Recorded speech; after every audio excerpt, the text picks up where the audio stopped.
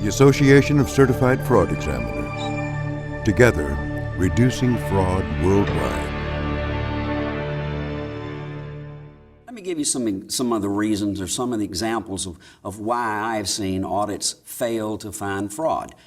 There are reasonable reasons, but there are also some reasons that we see that are not so reasonable. One of the reasons is, and the first would be a lack of knowledge about what they're auditing.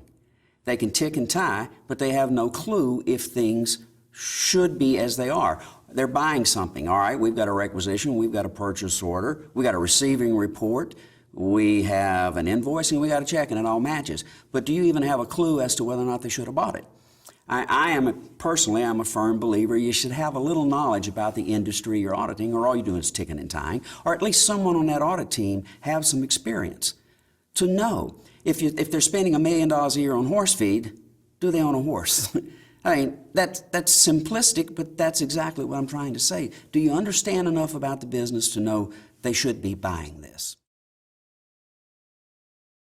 The internal auditor's role and relationship to senior management can be a tricky one, because we want senior management to trust us, to rely on us, and come to us. But senior management also knows the things that we find may be detrimental to their career. So it's a very tricky one. So one of the things we can do is to try to teach senior management that it is best to find our own problems, investigate our own problems, report our own problems, and deal with our own problems than to have an outsider come in and do it for us.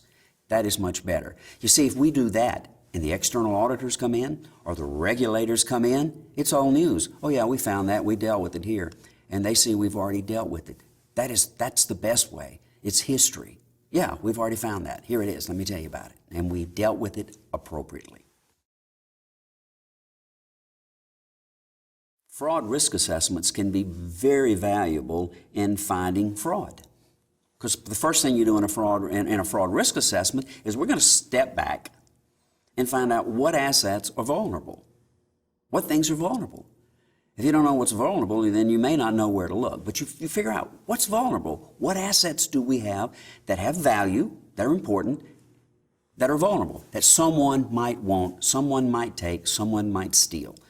Then we step back and we say, all right, what controls do we have in place to protect those assets?